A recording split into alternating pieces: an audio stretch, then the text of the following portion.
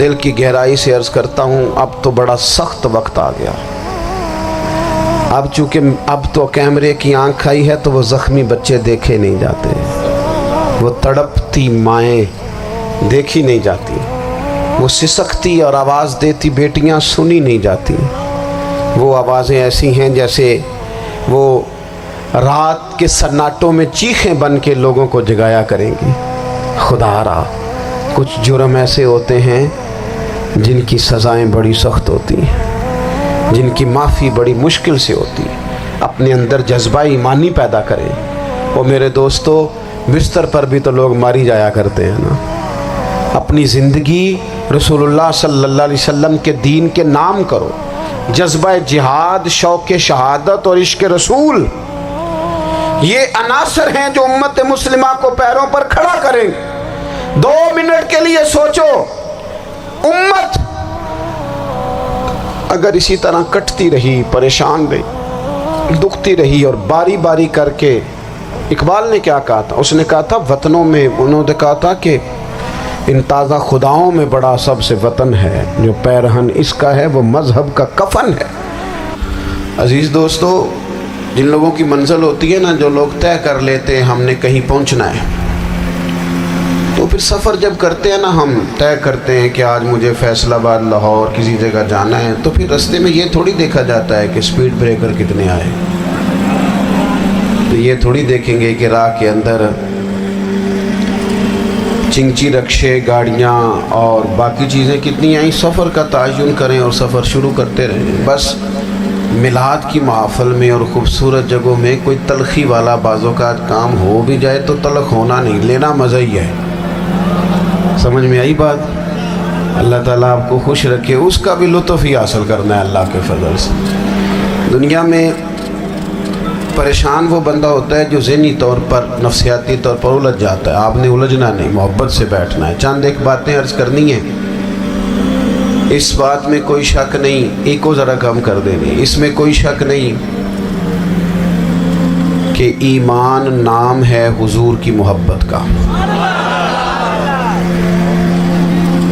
محبت مصطفیٰ کریم صلی اللہ تعالی علیہ وسلم ایمان کی جان ہے، اور یہ دین اسلام کا بہت بڑا انعام ہے کہ وہ کہتا ہے کہ حضور سے پیار کرو۔ اس لیے کہ جب نبی پاک سے محبت ہو جاتی ہے تو زندگی ویسے ہی آسان ہو جاتی ہے۔ اے عشق تیرے صدقے جلنے سے چھٹے سستے، جو آگ بجھا دے گی اب وہ آگ لگائی ہے۔ کیا ہوتا ہے کہ انسان کے لیے زندگی آسان ہو جاتی ہے۔ میں نے عرض کیا تھا کہ پتہ ہی نہیں چلتا کمانڈر ان چیف کون ہے۔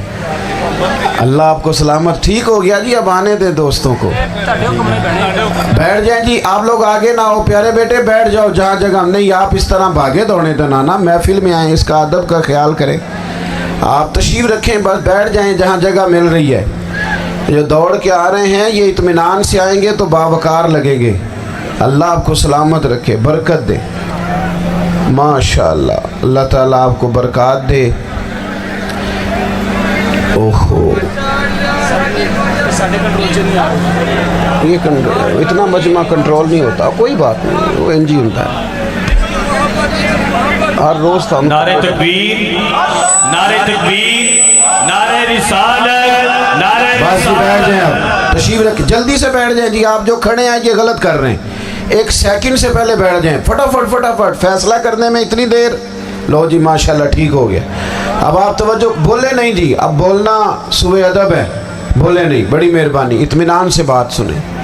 نبی پاک علیہ السلام کی جو محبت ہے نا، وہ انسان کے لیے زندگی کو آسان کر دیتی ہے۔ حضور سے پیار ہوتا ہے نا تو بندہ نفرت کرنی ویسے ہی چھوڑ دیتا ہے۔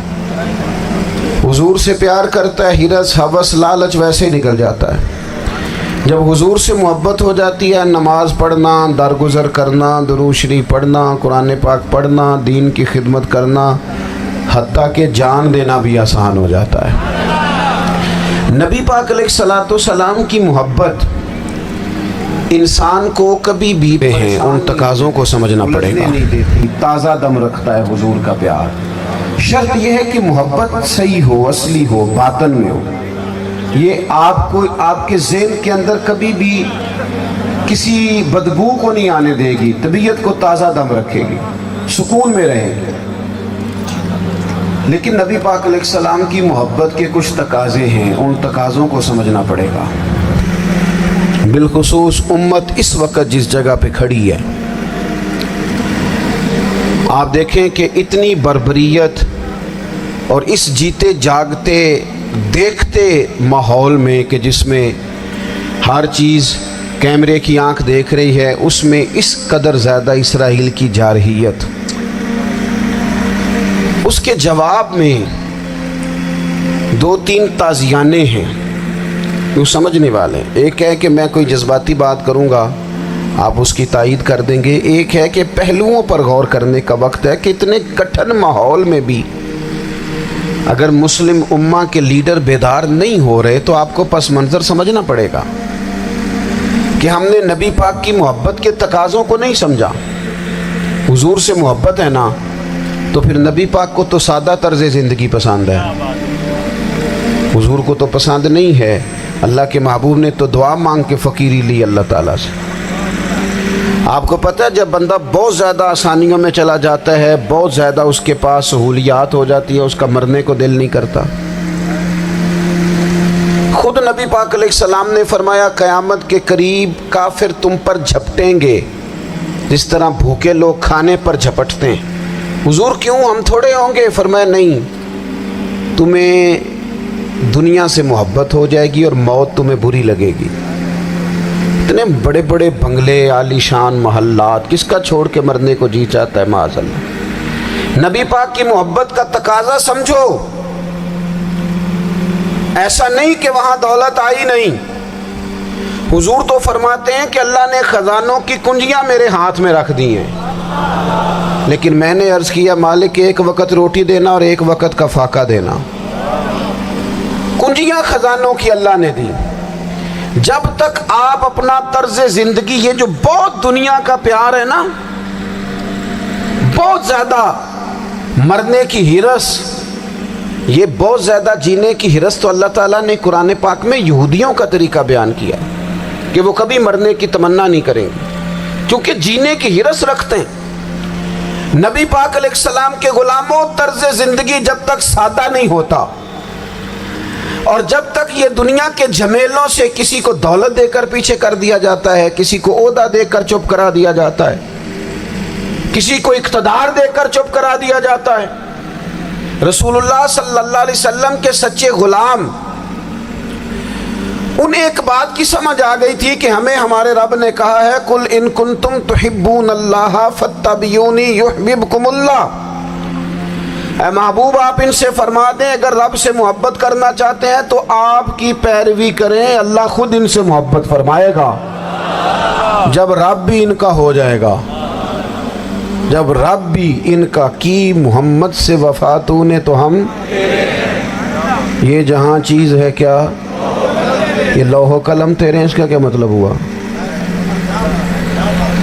لوح و قلم، قلم لکھتی ہے نا تقدیریں، مقدر فیصلے، تو لوح و قلم تیرے ہیں، اس کا مطلب یہ ہے کہ پھر رب کریم تیرے اوپر فضل کرے گا اور وہ جن فیصلوں کی امت کو دیانت سے چاہت ہے اللہ اپنے فضل سے وہ فیصلے فرمائے گا. جب تک زندگی حضور کی غلامی کی طرف نہیں جاتی وہ اللہ تعالیٰ کی تائید نہیں پاتی. حضرت عبداللہ ابن حذافہ رضی اللہ تعالیٰ عنہ کو رومیوں نے قید کر لیا تھا، اور جب رومی آپ کو قید کر رہے تھے، پکڑ رہے تھے، جنگ میں کچھ موڑ ایسا آ گیا کہ بظاہر مسلمانوں کے قدم پیچھے ہٹ رہے تھے، تو 1000 آدمی نے، 100 آدمی نے مل کے آپ کے گرد گھیرا ڈالا اور بڑی مشکل سے آپ کو گرفتار کیا. جب بادشاہ کے سامنے لے گئے نا تو بادشاہ سے اس کا سپہ سالار کہنے لگا کہ بندہ ضائع کرنے والا نہیں. یہ بات سمجھیں آپ، ہماری طبیعت کے مطابق جو بندہ پورا نہیں اترتا ہم ضائع کر دیتے ہیں. حالانکہ اگر آپ کو مخالف صف میں بندہ کام کا نظر آئے تو آپ غور فرمائیں کہ یہ ہمارے قافلہ محبت میں کیسے شامل ہو سکتا ہے. اس کے لیے جد و جہد کریں تاکہ اس سے کام لیا جا سکے. اس نے کہا روم کے بادشاہ نے, بندہ ضائع کرنے والا نہیں, وزیر نے کہا بادشاہ سے, اس نے کہا کیا کریں, کچھ ایسا کریں کہ یہ معاذ اللہ ہمارے دین میں آ جائے. اور قرآن مجید نے واضح کہہ دیا ہے کہ یہودی اور عیسائی تم سے راضی نہیں ہو سکتے حتی تتبع ملتہم, جب تک کہ تم ان کے دین کی پیروی نہ کرو. ان کو کسی طریقے سے معاذ اللہ عیسائی بنایا جائے. تو بادشاہ کہنے لگا 2-3 چیزیں ہیں جس سے کوئی بندہ بھی خریدا جا سکتا ہے, کر لیتے ہیں بات. اس نے سب سے پہلے حضرت عبداللہ ابن حذافہ سے کہا کہ جتنے پیسے آپ کہیں گے آپ کو ملیں گے, آپ اس دین میں آ جائیں معاذ اللہ. تو حضرت عبداللہ ابن حذافہ نا, کچھ لوگ بڑے سیانے ہوتے ہیں, بردبار ہوتے ہیں, بعض باتوں پر غصہ نہیں کرتے, ہنستے ہیں. حضرت عبداللہ ابن حذافہ ہنس پڑے, فرمانے لگے تجھے کس نے بادشاہ بنایا, تو بڑا بیوقوف آدمی ہے. اس نے کہا کیا مطلب, فرمانے لگے نادان میں تو تلوار لے کے میدان میں آیا ہوں, مجھے دولت کمانی ہوتی میں تجارت کرتا, میں تجارت نہیں کر رہا, میں تو شہادت کے لیے نکلا ہوا ہوں, اور تو مجھے کہہ رہا ہے پیسے لے لے, کو عقل کی بات کر. اس نے دوسری بات کی, اس نے کہا کہ میں بادشاہ ہوں, میرے نیچے جتنے بھی عہدے ہیں, وزیر, مشیر, وزیر خزانہ, جو آپ عہدہ کہیں گے آپ کو دے دیا جائے گا, آپ اس طرف آ جائیں. تو حضرت عبداللہ ابن حذافہ کہنے لگے پھر کہتا ہوں تو بڑا نادان ہے. فرمانے لگے میں حضور کا صحابی ہوں, اور صحابی ہونے سے بڑا عہدہ دنیا میں ہے ہی کوئی نہیں. صحابہ وہ صحابہ جن کی ہر صبح عید ہوتی تھی, خدا کا قرب حاصل تھا, نبی کی دید ہوتی تھی. کہا تو مجھے لالچ دے رہا ہے. اب انہوں نے ایک نئی چال چلی. وزیر کہنے لگا کہ میں ایک اور طرح سے معاذ اللہ کوشش کرتا ہوں پگھلا دینے کی. آپ اندر کمرے میں قید تھے تو وہاں ایک خاتون کو بنا سنوار کر بھیج دیے گا. دوستو یاد رکھنا, تگڑا اور مضبوط جوان پتہ کون ہوتا ہے, جس کی نظریں پوری طرح اس کے کنٹرول میں ہوں. یہ علامت جوانی ہے. جس آدمی کا پوری طرح, 2 لوگ دنیا میں کبھی کوئی کارنامہ سر انجام نہیں دے سکتے, ایک جو حرام کھاتا ہو, ایک جس کی نظر ناپاک ہو. محمد بن قاسم جب یہاں آئے تھے نا, تو ایک دن بڑے پریشان تھے. تو ایک بزرگ کہنے لگے آپ کیوں پریشان ہیں؟ کہنے لگے راجہ دہر سے مقابلہ ہے, اور ہماری فوج تو سندھ کے رستے بھی نہیں جانتی, زبان بھی نہیں جانتی, لڑیں گے کیسے؟ 2-4 دن کے بعد ان بزرگوں کی دوبارہ محمد بن قاسم سے ملاقات ہوئی تو بڑے خوش تھے. کہا اب آپ کیوں خوش ہیں؟ کہنے لگے وہ میرا مقابلہ نہیں کر سکتا, میں نے تحقیق کر لی ہے. کہا کیوں؟ کہنے لگے نظر کا گندا ہے, اور جو نظر کے گندے ہوتے ہیں وہ میدانوں میں ٹھہرا نہیں کرتے. میدان کے لیے نکلنے کے لیے پاک جوانی کی ضرورت ہوتی, تطہیر مزاج ہونا ضروری ہوتا ہے, پاکیزہ افکار اور سچی اور سچی ستھری سوچوں کا ہونا ضروری ہوتا ہے. اس لیے فرمایا کہ میرا مقابلہ نہیں کر سکتا. حضرت عبداللہ ابن حذافہ کمرے میں تھے تو وزیر کی بیٹی اندر سجی سنوری پہنچ گئی. جیسے ہی آپ نے اس کفر کی چال کو دیکھا تو تیمم کر کے نفل شروع کیے. وہ ساری رات بیٹھی رہی, رب کا بندہ ساری رات عبادت کرتا رہا. عبادت بڑا سہارا ہے, مصلی بڑا سہارا ہے اللہ کے بندوں. صبح دروازہ کھولا, وزیر نے اپنی بچی سے پوچھنا چاہتا تھا رزلٹ کیا نکلا, تو وہ کہنے لگی پیچھے ہٹ جا, اب تیرا میرا تعلق کوئی نہیں, میں نے نبی پاک کا کلمہ پڑھ لیا. اس نے کہا میں نے بھی زمانہ دیکھا ہے, پر یہ کیا لوگ ہیں, کستوری کے بنے ہوئے, سندل سے دھلے ہوئے ہیں, کہ میں ساری رات کمرے میں رہی اور 100 اور 1000 آدمی جس جوان کا مقابلہ نہ کر سکے, اتنا طاقتور جوان کمرے میں رہا اور اسے نظر اٹھا کے نہ دیکھا. او کچا رنگے للاری والا جڑا چڑھدا تے لیندا رہندا ہے, اے عشق تیرے دا رنگ محمد چڑھیا پھر نہیں لیندا. میں کہا ایک دفعہ نظر اٹھا کے نہیں دیکھا, کمال ہو گئی.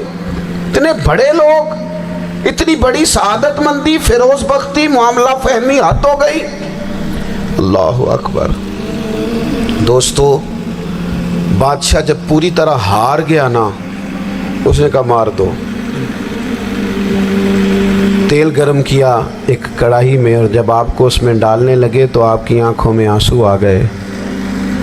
बादशाह का ख्याल हुआ शायद नरम हो गए हैं। कहने लगा रोए क्यों? फरमाने लगे सोचता हूँ जान ही एक है, कितना मज़ा है उसकी राह में जान देने का, कितनी लज्जत है उसके नाम पर मरने में, कितना लुत्फ है।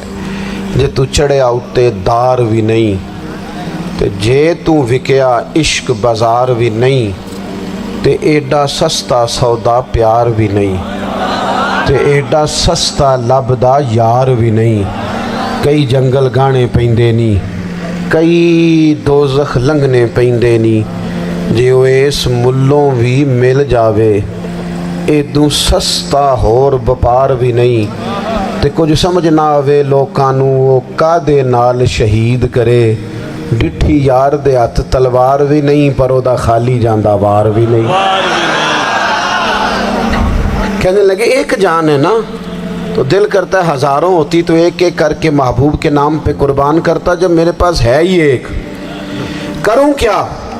हज़रत अब्दुल्ला इब्ने हुज़ाफ़ा रज़ी अल्लाह ताला अन्हु जब रोए और बादशाह ने ये बात सुनी, तो बादशाह उठ के खड़ा हो गया, सारे वज़ीरों मुशीरों को कहने लगा तुमने कहा था ना बंदा ज़ाया करने वाला नहीं, ये भी ज़ाया करने वाला नहीं। कहने लगा मेरा माथा चूमो, तुम जैसे लोगों को कत्ल नहीं करना चाहिए, आज़ाद करना चाहिए। अजीज़, अपनी ज़िंदगी से ना ये बहुत ज़्यादा हिरस, हवस, तमा, और ये किसी बात की भी हो, हिरस सिर्फ पैसों की नहीं होती है, शोहरत की भी होती है।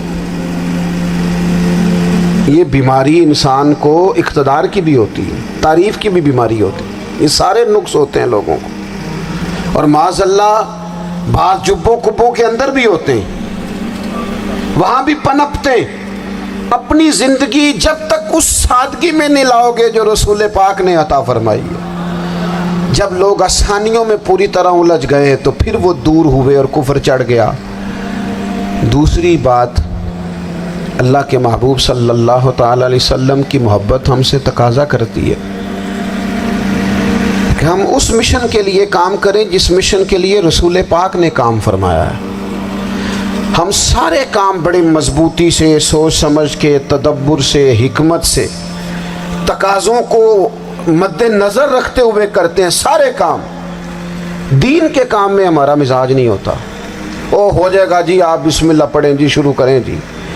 आप तकाज़ों को समझें, चीज़ों को दबाएं नहीं, चीज़ों पर गौर करें। किसी के ज़हन की सतह पर सवाल उभरता है, उसका तसल्ली बख्श जवाब दें।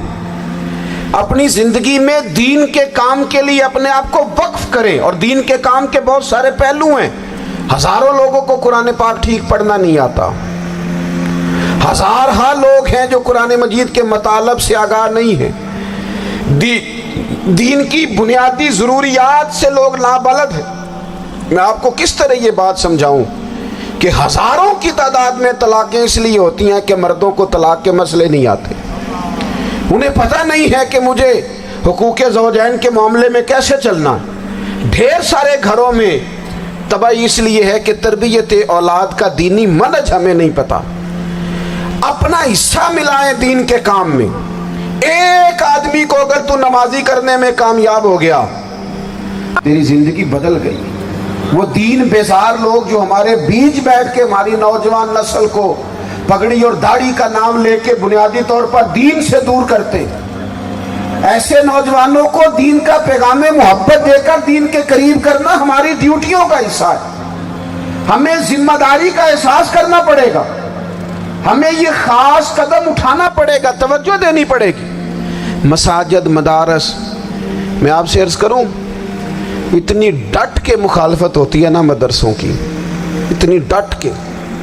मैं इदारा चलाता हूं, उसके चलाने में जो मुश्किलात हैं वो तो हम बता नहीं सकते आपको, इसलिए कि मेरी कौम, मेरा उस कौम से ताल्लुक़ है जो नात खां अमीर करना चाहती है, मदरसे नहीं।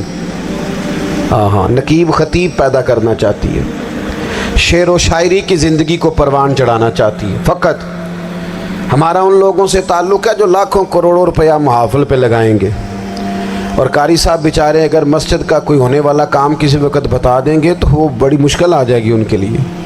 یہ کیسے ہو سکتا ہے آپ نے یہ ڈیوٹی بتا دی؟ مدارس اور جتنا اہم رول دین کو پھیلانے میں مدارس اسلامیہ کا ہے، اتنی زبردست. لوگوں کا خیال ہوتا ہے میری طرح کے لوگ شاید کام کرتے ہیں، ڈیوٹی کرتے ہیں. یہ 10-15 لوگ آپ کو نظر آتے ہیں جو آپ کو کہیں میڈیا پر یا ادھر ادھر ڈیوٹی کرتے، مخلص لوگ اپنی جگہ پہ وہ بھی بڑا ہی کام کر رہے ہیں، جو میڈیا پہ آ کے بھی اخلاص سے اور درد دل سے کو دین کی، ان کی بھی کسی بات کی حوصلہ شکنی نہیں. لیکن ہزارہا اساتذہ جو مدارس میں بیٹھ کے پڑھاتے ہیں، جنہوں نے وہ سارے لوگ تیار، آپ سمجھ نہیں سکتے کتنا بڑا کام. حفظ کا استاد جو ہوتا ہے نا، اس کی ڈیوٹی 24 گھنٹے ہوتی ہے فجر سے پہلے، اور اس نے بچوں کو اٹھانا ہے. تنخواہ تو ہم انہیں دینا نہیں نہ چاہتے جی، تنخواہ نہیں دئی دی انہوں نے. ہمیں مولوی امیر نہ ہو جانا، مولوی نو تے سوٹ بھی 27ویں والی رات دے ہے تاکہ کدھر سوان کے عید والے دن پا نہ لوے، چونکہ 27ویں تو بعد تے درزی پھڑتا ہی کوئی نہیں. کیوں حضرت ایسا ہی ہے نا، اس وقت تو نہیں نہ لیتا. تو ہم چاہتے ہیں مولوی ہماری مرضی کے ہماری طرح کا سوٹ نہ پہن لے. مدارس کی مضبوطی آپ یہ دیکھ لیں، یہ صلاح الدین ایوبی کا تعلق بھلا کس چیز سے تھا؟ غوث اعظم کے مدرسے سے. حضور غوث اعظم کے مریدوں کی جماعت اس کے ساتھ شامل تھی. کون لوگ تھے جنہوں نے مدارس سے فیض پایا؟ رازی اور غزالی، حضور غوث اعظم، خواجہ اجمیر، یہ سب لوگ مدارس کے لوگ ہیں. کمزوریاں ہیں، غلطیاں ہیں، بہت ساری چیزوں کی اصلاح کی ضرورت ہے، لیکن یہ دین کا بہت بڑا قلعہ ہوتا ہے مدرسہ. لیکن اس کی مخالفت کی جاتی ہے. مجھے بتائیے، اگر مدرسوں میں کمزوریاں ہیں تو کالجوں یونیورسٹیوں میں نہیں ہیں؟ ہم نے کبھی مخالفت کی ہے بند کر دو سارے؟ لیکن لوگوں کا جب خیال آتا ہے، جب ہمارے ایک سابقہ وزیر صاحب تھے سریرا، کسی دعوت میں میری ان سے ملاقات ہو گئی تو انہوں نے کہا مدرسوں کا کردار کیا ہے آج کے ماحول میں. میں نے انہیں کہا کہ مختلف کورسز آپ کراتے ہیں نا، تو اس کے لیے پھر مختلف ویکینسیز ہوتی ہیں. جہاں بچوں کو مدرسے کا کورس کرایا جاتا ہے تو استاد بننا ہوتا ہے، اس نے خطیب بننا ہوتا ہے، مسجد کی ڈیوٹی کرنی ہوتی ہے. میں نے کہا بالکل کوئی حکومت سرپرستی نہیں کرتی، لیکن اللہ کا فضل ہے. کبھی آپ نے حکومت سے سنی ہے جس میں جمعے والے دن مولوی نہ ملا ہو جمعہ پڑھانے کے لیے؟ کبھی آپ کو رمضان میں ایسی مسجد ملی ہے جس میں قرآن مجید سنانے کے لیے حافظ نہ ملا ہو؟ یہ ہو سکتا ہے کسی حافظ کو مسجد نہ ملے. تو مدارس کے ذمے جو کام تھا مدارس نے جم کے کیا ہے اور ڈٹ کے کیا اللہ کے فضل سے. اور مدارس کے لوگوں کو بھی کمزور نہیں پڑنا چاہیے، کبھی کسی وزیر مشیر مالدار کے روب میں نہیں آنا چاہیے، قطعاً نہیں. کیوں کہ یہ وہ عظیم لوگ ہیں رسول اللہ صلی اللہ علیہ وسلم کے دین کے غلام، کہ ابھی ایک لفظ نہیں پڑا ہوتا الف با تا سا، پہلے دن گھر سے نکلتے ہیں تو حضور فرماتے ہیں اللہ کے فرشتے ان کے پیروں کے نیچے پر بچھا بھی دیتے ہیں. پہلے دن اتنا بڑا اعزاز ملتا ہے. تو حضور کی محبت کا تقاضا ہے دین کا کوئی کام کیا جائے. ایک خاتون مسجد نبوی شریف میں جھاڑو دیتی تھی پر کوئی کام تو کرتی تھی نا. اور کس مسجد میں؟ جہاں 70,000 فرشتے صبح آتے ہیں 70 شام آتے ہیں. اس مسجد میں وہ خاتون جھاڑو دیتی تھی. بخاری ہے، جب ان کا انتقال ہو گیا صحابہ نے سوچا کہ حضور کو تکلیف ہوگی، بغیر بتائے جنازہ پڑھ دیا. حضور صبح تشریف لائے، تازی قبر دیکھی، اور محبوب وہ ہیں جو فرش پہ کھڑے ہو کے عرش کی خبریں دیتے ہیں. نبی پاک علیہ الصلوۃ والسلام نے فرمایا کہ مجھے اطلاع کیوں نہیں دی اس کے انتقال کی؟ یہ کرم دیکھو، کوئی ڈیوٹی تو کرتی تھی نا یار، پر خلوص سے، پر پیار سے، پر اللہ کو راضی کرنے کے لیے، پر درد دل سے. اور دین کی ڈیوٹیاں کرنے والے دوستو سنو، حضور صبح آئے، قبر کو دیکھ کر فرمایا مجھے کیوں نہیں بتایا؟ یا رسول اللہ آپ کو تکلیف دینا مناسب نہ جانا؟ تو قبر پہ کھڑے ہو کے حضور نے فرمایا صف بناؤ میں دوبارہ جنازہ پڑھاؤں گا. صف بناؤ میں دوبارہ جنازہ پڑھاؤں گا. کوئی ڈیوٹی تو. تیسرا تقاضا حضور کی محبت کا، سمجھو میں بس بڑی جلدی بات سمیٹنے لگا ہوں. حضور کی امت سے پیار کرو، یہ نبی پاک کی محبت کا تقاضا ہے. हुजूर उस बंदे से बड़े राज़ी होते हैं जो हुजूर की उम्मत से प्यार करता है। आपको पता है हज़रत जिब्रील अमीन अलैहिस्सलाम ने मेराज की रात हुजूर अलैहिस्सलाम से अर्ज़ की थी कि अल्लाह की बारगाह में अर्ज़ कीजिएगा मेरी भी ड्यूटी लग जाए आपकी उम्मत के साथ मोहब्बत करने पर। तो ये क्यों कहा था उन्होंने? उलमा ने लिखा इसलिए कहा था कि हज़रत जिब्रील भी जानते हैं कि हुजूर की उम्मत से मोहब्बत की बात की जाए ना तो नबी पाक राज़ी होते हैं। उम्मत से प्यार करोगे ना, उम्मत से। एक सिर्फ बात का ख्याल रखना, अकीदा बुरा हो तो बात दूसरी है, वरना मेरे महबूब की उम्मत का एक एक शख्स जो मदीने वाले का कलमा पढ़ता है, जो हुजूर का ग़ुलाम है, उसके बारे में अपने दिल में गुंजाइश रखना, प्यार रखना, वारफ्तगी रखना। ओ दोस्तों, यहाँ लोग किस किस तरह ग्रोहों को, जमातों को सपोर्ट करते हैं। नबी पाक ने इस उम्मत की कसरत पर फ़ख्र बयान किया और हुजूर फरमाने लगे 120 सफ़े जन्नतियों की होंगी, क़यामत में 80 सफ़े सिर्फ मेरी उम्मत की होंगी। मैं कसरत उम्मत पर फ़ख्र करूँगा। इन लोगों से प्यार करना है, इनके दुख दर्द को समझना है। पता है आज क्या होता है? आज हमें ना मुख्तलिफ छोटे छोटे मुल्कों में बांट दिया गया, तो हम किसी दूसरे मुसलमान भाई का दर्द नहीं महसूस करते। हम घरों में नहीं महसूस करते। पड़ोसी पर जुल्म हो रहा हो तो हम कहने पुत्र साडा नहीं मसला, यहोदा मसला है, तेनू की लगे। हालांकि पड़ोसी की आग इसलिए भी किसी वक्त बुझा देनी चाहिए कि पड़ोसी की ना बुझाई जाए तो अपना घर भी ज़द में आ जाता। आज उम्मत मुस्लिमा से हमें बस लगा दिया गया अपने हिस्से की रोटी कमाओ, अपने हिस्से की कोठी बनाओ, अपने हिस्से की गाड़ी खरीदो, अपने हिस्से का। उम्मत का दर्द, उम्मत की बात, वहदत उम्मत का तसव्वुर, उम्मत का दोबारा से वो शान, अरसला रसूलहू बिल हुदा व दीनिल हक़ लियुज़हिरहू अलद्दीन कुल्ले, वो तसव्वुर कब होगा? उस वक़्त होगा जब हम बात उम्मत की करेंगे। नबी पाक अलैहिस्सलाम ने फरमाया मुसलमान की मिसाल एक जिस्म की तरह है। जिस्म के एक हिस्से को तकलीफ़ हो तो सारा आजमाइश में आ जाता है। मुझे बताओ, ये उंगली दर्द करती हो, ये उंगली जिस्म का हिस्सा है ना, तो मेरा ख्याल है दिमाग ये कह देगा कि उंगली की दर्द है ना, मिन्नू की लगे। दिल कह देगा कोई नहीं टेंशन लेने, उंगली का मसला है ना। ऐसा नहीं होता, बल्कि जब उंगली में दर्द होती है तो दिमाग मनसूबा बंदी करता है कि इसका इलाज कैसे हो सकता है। दिल परेशान होता है, पैर चल के जाते, हाथ वो दवाई वसूल करते, दांत उसे चबाकर, हलक उसे निगल कर, मैदा उसे ज़ख़ीरा करके जिस्म में फैलाता है, फिर जाके उंगली शिफा पजीर होती है। एक हिस्से को दर्द हो तो सारा हिस्सा काम पे लग जाता है। इसराइल अगर तकलीफ़ दे रहा है फ़लस्तीनियों को, तो होना चाहिए था ना बाद मुसलमान हुक्मरानों को नींद ना आती, वो दर्द दिल महसूस करते। होना चाहिए था ना कि बाज़ लोग यहाँ हम क्या करते हैं भला बैठ के। अब तो मुझे बाज़ चीज़ों से कोफ्त भी होने, हम देते हैं बयान, मुज़म्मत। आपके बयान देने से क्या होगा? फलाने ने भी बयान दे दिया, फलाने ने भी क्लिप दे दिया, ये क्या कर रहे हैं? ये तो आप ज़िंदा रहना चाहते हैं। वो जिस तरह आजकल हमारे यहाँ बहुत सारी चूँकि जमातें हैं, तो कश्मीर डे आता है ना, तो मिल के रैली नहीं निकाली जा सकती, सवाल नहीं पैदा होता, क्योंकि हमें जमातों को ज़िंदा रखना है। इस जमात की खबर अलग लगनी चाहिए, इस जमात की खबर अलग, तो ऐसे कोई इनकलाब आएगा। याद रखना, उम्मत को पूरी को एक ताकतवर आवाज़ बनना पड़ेगा। हमें थोड़ा थोड़ा ऊपर उठ के सोचना पड़ेगा।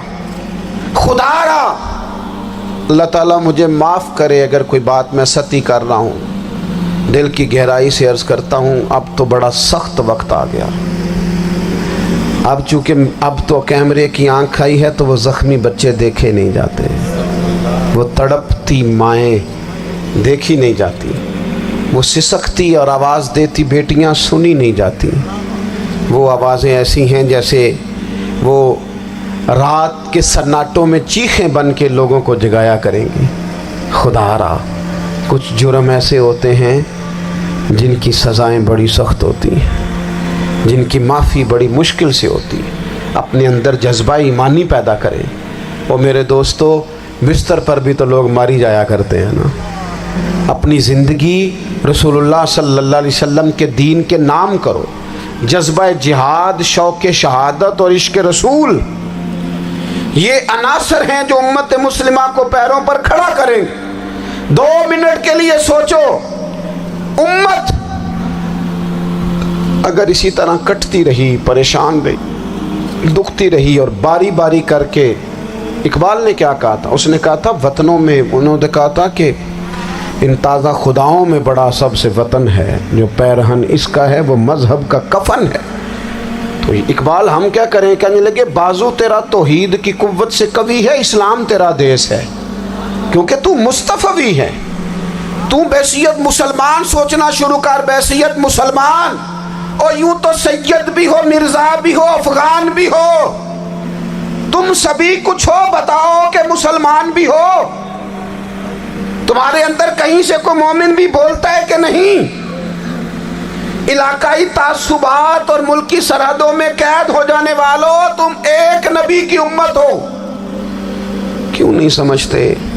جب کشمیر کی بیٹی روتی ہے تو مدینے والے محبوب پاک علیہ السلام کی امت کی بیٹی روتی ہے، جب فلسطین کی بیٹی روتی ہے تو امت کی بیٹیاں روتی ہیں۔ خدا را کچھ درد دل اپنی طبیعت میں پیدا کریں۔ میں حکمرانوں کی بات نہیں کرتا، میں تو عام لوگوں سے ایسے تبصرے سنتا ہوں جو نہیں کرنے چاہیے۔ وہ نہیں جی نہیں، دوسرا رخ بھی دیکھو، عام آدمی اٹھ کے، عام لوگ بھی یہ خطرناک سوچیں اور ان سے خوفناک نتائج برآمد ہوں گے۔ تو 3 باتیں میں نے آپ کی خدمت میں عرض کی ہیں۔ ایک تو کوشش کریں اپنی زندگی کے اندر کہ زندگی کو سادہ کریں، پیسہ ضرور کمائیں لیکن پیسے سے پیار نہ کرو، پیار تو مدینے والے رسول سے کرنا۔ دولتیں، ہرس، ہوس، طمع، ان سے باہر آؤ۔ اور دوسری گزارش آپ کی خدمت میں یہ عرض کی ہے، کچھ نہ کچھ دین کا کام، اور اس میں بھی شہرتوں سے بچتے ہوئے، تصویروں سے بچتے ہوئے۔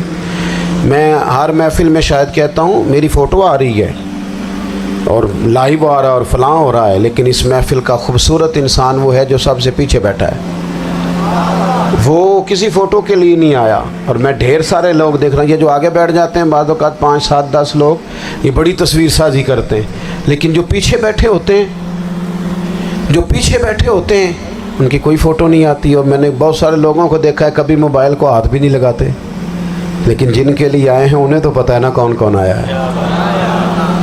اور کچھ دین کے لیے کریں۔ اور تیسری گزارش آپ کی خدمت میں یہ ہے کہ امت بن کر بھی ضرور سوچیں اور امت کے دکھوں کا مداوع بھی کریں، اور امت مسلمہ کا درد بھی اپنے سینے میں ضرور محسوس کریں۔ اللہ تعالی ہماری اس بزم کو۔ یہ ایک بات اور سن لیں جی، نبی پاک علیہ الصلوۃ والسلام نے ارشاد فرمایا، لائیں جی، حضور سید عالم علیہ الصلوۃ والسلام نے ارشاد فرمایا کہ جب تک بندہ اللہ کے بندوں کی مدد میں رہتا ہے نا، اللہ بھی اس کی مدد کرتا رہتا ہے۔ یعنی اگر آپ امت کے لیے سوچتے ہیں، کوئی امت کے لیے فکر پیدا کرتے ہیں، کچھ امت کی سوچیں لاتے ہیں، تو اللہ بھی مدد فرمائے گا۔ اور یہ بات اچھی طرح یاد رکھیں، جب بھی بندہ کوئی ایسا کام کرتا ہے نا جو خالص اللہ کی رضا کے لیے ہو، تو رب کی مدد ضرور آتی ہے۔ وَلَقَدْ نَصَرَكُمُ اللَّهُ بِبَدْرٍ وَأَنْتُمْ أَذِلَّةٌ۔